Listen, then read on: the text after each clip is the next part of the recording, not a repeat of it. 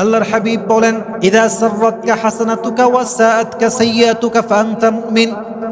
যখন তোমার ভালো আমল তোমাকে সুন্দর অনুভূতি দান করে এবং তোমার খারাপ কাজ তোমাকে খারাপ অনুভূতি দেয়, তখন বুঝতে হবে তোমার হৃদয় ইমানের নূর দিয়েছে একজন, তিনি কে?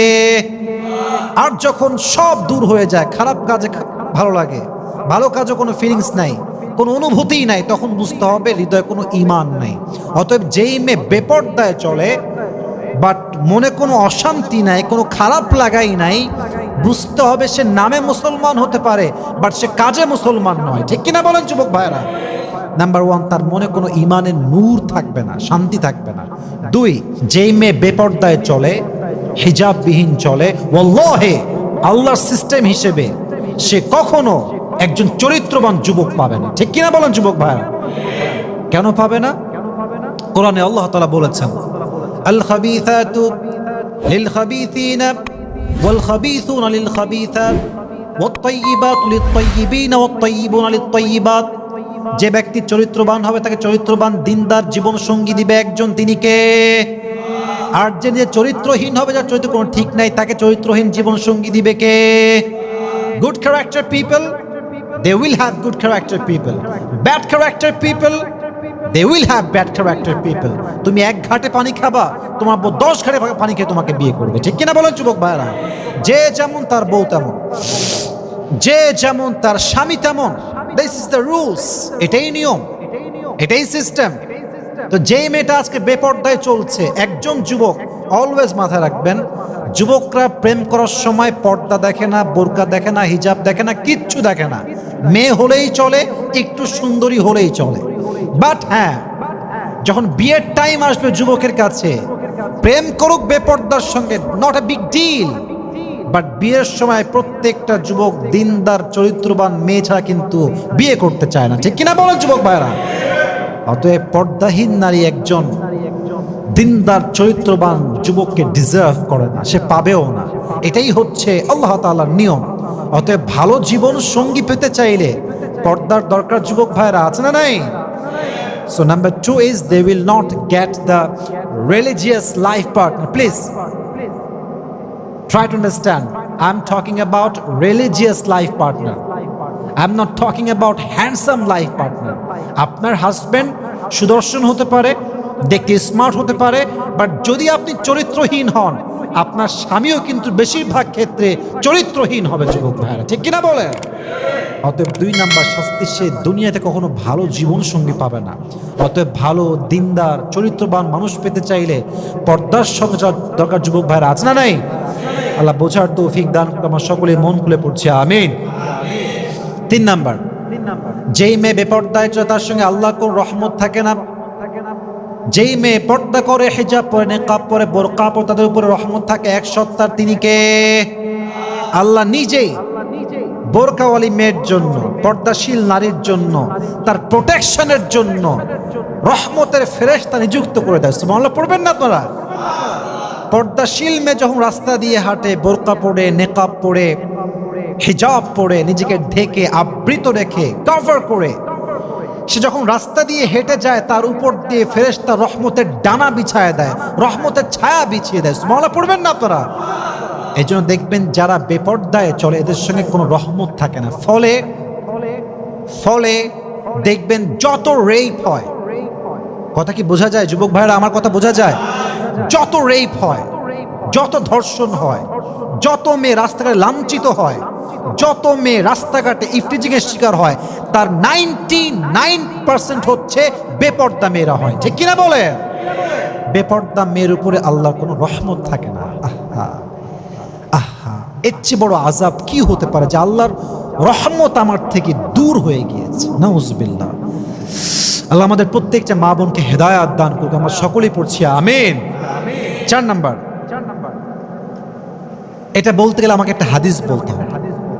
আল্লাহর হাবিব বলছেন, আমি যখন মেরাজের রাতে জান্নাত এবং জাহান্নাম ভ্রমণ করলাম, আমি দেখতে পেলাম কিছু মেয়ে আছে এমন যাদেরকে আল্লাহ তাআলা জাহান্নামের ভেতরে ঝুলিয়ে রেখেছেন চুলের উপরে ভর করে, এবং শাস্তি দেওয়া হচ্ছে প্রচন্ড শাস্তি।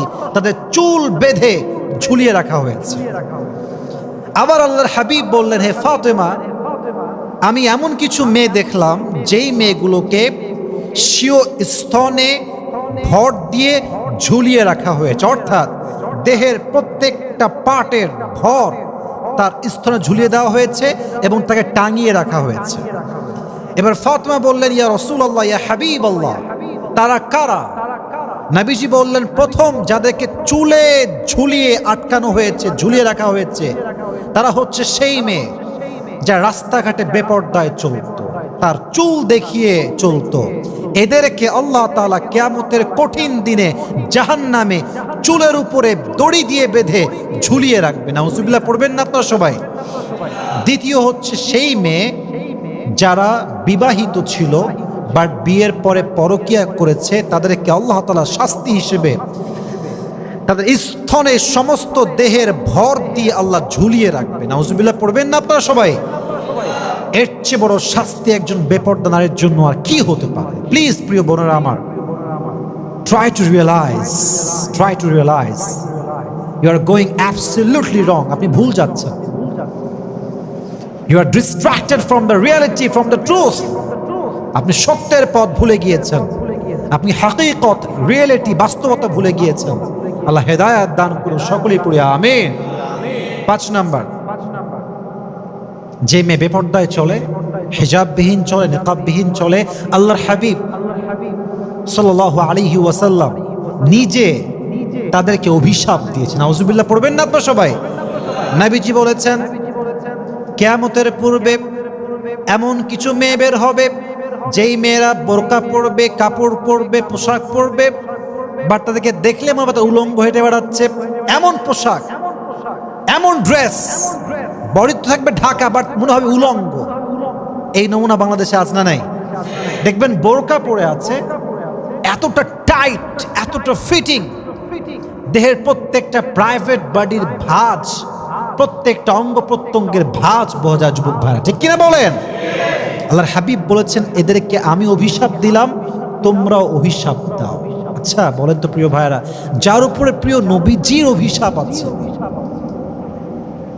যার উপরে আল্লাহর রাসূল স্বয়ং নিজেই লানত দিয়েছেন, তার মতো কপাল পোড়া, হতভাগা, ব্যাড লাক আর কারো কি হতে পারে যুবক ভাইরা? আল্লাহর অভিশাপ, নবীর অভিশাপ বেপরদা নারীর উপরে। এটা হচ্ছে তার 5 নাম্বার শাস্তি। 6 নাম্বার, দ্য বিগেস্ট পানিশমেন্ট। আল্লাহর হাবিব বলেছেন, যে বেপরদায় চলবে তার জন্য আল্লাহর জাহান্নাম অবধারিত হয়ে যাবে। নাউজুবিল্লাহ পড়বেন না তো সবাই। হাদিসটা শোনেন, হাদিসটা বুঝিয়ে বলি। আল্লাহর হাবিব বলেছেন, কিয়ামতের দিনে সমস্ত উম্মত আমার সঙ্গে জান্নাতে প্রবেশ করবে, পড়েন সুবহানাল্লাহ। তবে কিছু উম্মত যারা জান্নাতকে অস্বীকৃতি জানাবে, তারা জান্নাতে প্রবেশ করবে না। ইয়া রাসূলুল্লাহ, জান্নাতে যেতে অস্বীকার করবে কারা? কারা এটাকে অস্বীকার করতে পারে?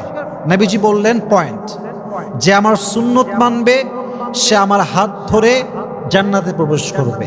যে আমার সুন্নত মানবে না, আমার সুন্নতকে বৃদ্ধাঙ্গুলি প্রদর্শন করবে, এর মানেই এটা সে জান্নাতে যাওয়ার ব্যাপারে অস্বীকৃতি জানিয়েছে। নাউজুবিল্লাহ পড়বেন না আপনারা সবাই। অতএব যেই মেয়ে হিজাব পরিধান করতে চায় না, সে যে চায় না শুধু এতটুকু নয়, বরং সে জান্নাতেও যেতে চায় না যুবক ভাইরা, ঠিক কিনা বলেন? সে হবে জাহান্নামী। 7 নাম্বার শাস্তি,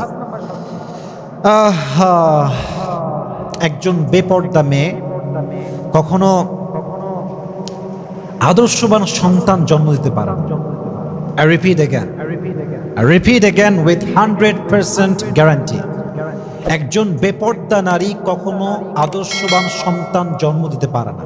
আচ্ছা বলেন তো, যেই মেয়েটা প্রত্যেকটা দিন ফেসবুকে নিজে বেপরদা ছবি আপলোড দিচ্ছে, হাজার হাজার যুবক তার ছবি দেখে জিনার গুনাহ করছে, খারাপ কাজ করছে, তার ছবি হাজার হাজার মানুষের ফোনে সেভ করা আছে, সে প্রত্যেক দিন বেপরদায় চলছে, রাস্তার যুবকদের চোখ নষ্ট করছে, প্রত্যেক দিন যুবকের চোখের জিনার কারণ হচ্ছে।